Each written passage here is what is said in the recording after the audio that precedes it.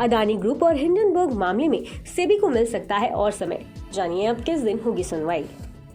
Adani group की कंपनियों के शेयरों में छेड़छाड़ और नियमों का उल्लंघन हुआ है या नहीं, इसकी जांच के लिए मार्केट रेगुलेटर सेबी को 3 महीने का और समय मिल सकता है। सुप्रीम कोर्ट ने 12 मई को ये कहा है। इसके अलावा देश की सबसे बड़ी अदालत ने सेबी की याचिका पर 15 मई को सुनवाई के लिए लिस्ट कर लिया है। सेबी ने कोर्ट के पास याचिका दायर की थी कि उसे अदानी और हिंडनबर्ग मामले पर जांच में 6 महीने का अतिरिक्त समय दिया जाए। हिंडनबर्ग ने अदानी ग्रुप की कंपनियों पर स्टॉक मैनिपुलेशन और अकाउंटिंग फ्रॉड का आरोप लगाया था। हालांकि ग्रुप ने इन सभी आरोपों से इनकार किया था। करीब 2 महीने पहले 2 मार्च को सुप्रीम कोर्ट ने सेबी को अदानी ग्रुप पर हिंडनबर्ग के आरोपों की जांच के लिए आदेश दिया था। इसके लिए सुप्रीम कोर्ट ने सेबी को 2 महीने का समय दिया था। हालांकि मार्केट रेगुलेटर सेबी ने कुछ दिन पहले याचिका दायर कर 6 महीने या जितना कोर्ट उचित समझे उतना अतिरिक्त वक्त मांगा था। इस पर सुप्रीम कोर्ट ने 12 मई को कहा कि इसे 3 महीने का समय मिल सकता है। वहीं कोर्ट ने एक और पैनल बनाने का आदेश दिया था, जिसने अपनी रिपोर्ट दाखिल कर दी है। इस पैनल का काम शेयरों की उठापटक के बीच निवेशकों के हित कैसे सुरक्षित रहे, इसके लिए जरूरी सुझाव देना था।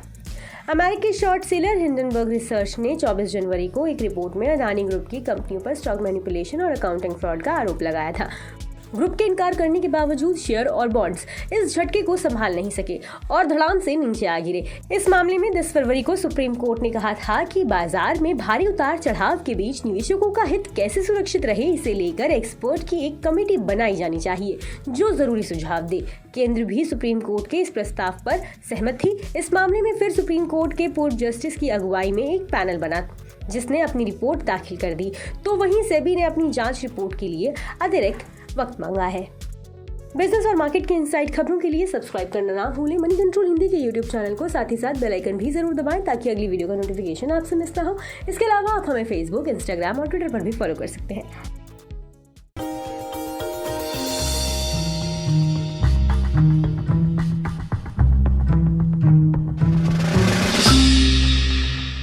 डू यू नो में आज हम बातचीत करने वाले हैं पेंट स्पेस की मेगा कंपनी बर्जर पेंट्स के बारे में। दरअसल बर्जर पेंट्स से जुड़े हुए कई सारे इंटरेस्टिंग फैक्ट हैं, लेकिन सबसे इंटरेस्टिंग फैक्ट पहले तो इस कंपनी के नाम के साथ ही शुरुआत करते हैं, जहां पर इस कंपनी का जो नाम है वो कंपनी के एक्चुअल ओनर लुइस बर्जर के नाम पर रखा गया था।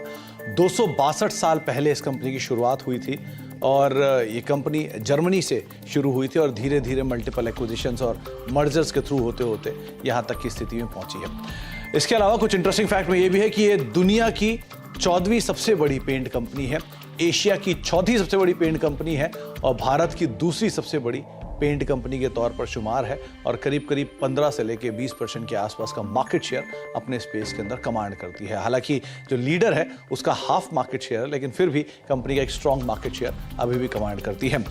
बर्जर पेंट्स इंडिया में करीब करीब 99 साल पहले से कामकाज कर रही है और एक इंटरेस्टिंग पार्ट ये भी है कि 99 साल पहले इसका नाम था हैडफील्ड इंडिया, जिसके साथ इसने शुरुआत की थी कोलकाता में और वहां से धीरे धीरे फेरबदल होना शुरू हुआ।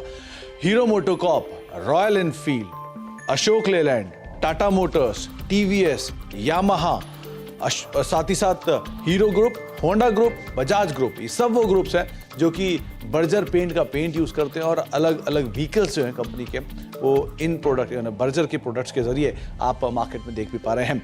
साथ ही साथ एक इंटरेस्टिंग फैक्ट ये भी है कि एक समय पर बर्जर पेंट्स को श्री विजय माल्या ओन करते थे, जबकि उनके फादर मिस्टर विठल माल्या ने मल्टीपल एक्विजिशंस के थ्रू इस कंपनी को भी एक्वायर कर लिया था और लेटर ऑन कंपनी ने या फिर विजय माल्या साहब ने इस कंपनी को एक अच्छे हैंडसम प्रॉफिट के साथ करीब करीब $66 मिलियन के प्रॉफिट के साथ इस कंपनी को एग्जिस्टिंग प्रमोटर्स को बेचा। तो ऐसे मल्टीपल एक्विजिशंस एंड टेकओवर्स पिछले 99 साल की हिस्ट्री में बर्जर पेंट्स के अंदर आपने देखे हैं। साथ ही साथ बर्जर पेंट के साथ कुछ और इंटरेस्टिंग तथ्यों में से ये बांग्लादेश की सबसे पुरानी और साथ साथ सबसे बड़ी पेंट कंपनी के तौर पर शुमार है और करीब करीब 50% से ज़्यादा का मार्केट शेयर ये पेंट स्पेस में बांग्लादेश के अंदर कमांड करती है।